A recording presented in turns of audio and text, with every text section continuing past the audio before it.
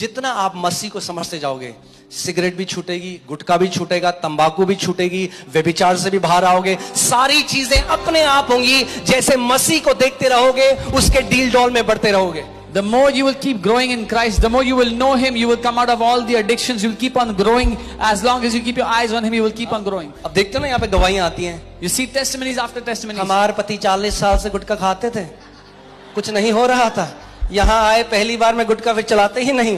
क्या हुआ? जो शरीर नहीं कर सका वो अनुग्रह ने कर दिया। जो 40 साल से व्यक्ति नहीं कर सका वो एक क्षण के अनुग्रह ने कर दिया। What flesh could not do, the Spirit has done. What 40 years the body could not do, grace has done. तो किसी को बोल के तू पापी है, अच्छा तेरे को क्या लगता है तेरे को आशीष मिल जाएगी प्रभु? So by telling someone you're a sinner, you think you'll be blessed? We have to tell you're a child of God. हमें उनको बताना है तुम परमेश्वर की संतान हो। आप परमेश्वर की संतान हो। अनुग्रह के सिंहासन के पास हियाव से जाओ, अनुग्रह पाओ और हर एक बुरी आदत से उस पर जय पाते जाओ। Come before the throne of grace boldly, come to Him and keep getting grace to overcome every evil thing against you. Amen. Because the Bible says that the grace of God teaches us to say no to ungodliness. Bible बताती है परमेश्वर का अनुग्रह हमें सिखाता है कि हर एक बुरी चीज को ना कैसे बोलना। यानी कोई आदत है जिससे आप बाहर नहीं आ पा रहे हो, आप जाओ, पिता आप मुझसे प्यार, मैं आपका प्रिय बेटा हूं, मैं आपका प्रिय बेटी, पिता मुझे अनुग्रह दे इस आदत से बाहर आने के लिए। There's any bad habit in your life, you go before the Father and say, Father, I am your son, you love me, give me grace to come out of this bad habit. पर अगर सुसमाचार नहीं जानते तो ऐसा लगेगा कि फिर पुराने याजक की तरह जा रहे हो। But if you don't know the gospel, you'll feel like the Old Testament high priest that you're going before God trembling with fear.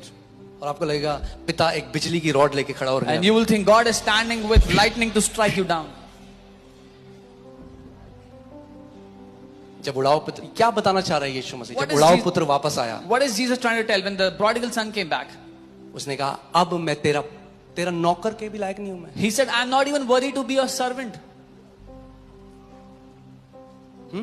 शैतान क्या बोलता है कई मसीहों को आज? What does the devil tell many तुझे क्या believers? लगता है परमेश्वर तुझे फिर माफ कर देगा? What do you think? God will forgive you again? कितनी बार माफी मांगेगा परमेश्वर? How many times do you want to ask God for forgiveness? वो क्या चाहता है कि What आप उस अनुग्रह के क्योंकि अगर अनुग्रह के सिंहासन के पास बार बार जाते रहोगे, अनुग्रह और दया को पाते रहोगे, तो कोई भी ऐसी बुरी आदत नहीं है जिससे आप बाहर नहीं आ सकते। What does the devil want? The devil does not want you to come before the throne of grace, because if you keep on coming before the throne of grace again and again and again, there will not be one bad habit that will remain in your life. So उड़ाऊ पुत्र आ रहा है, कह रहा है अब शायद मैं लायक नहीं रहा। The prodigal comes. पिता भागा, वो उड़ाऊ पुत्र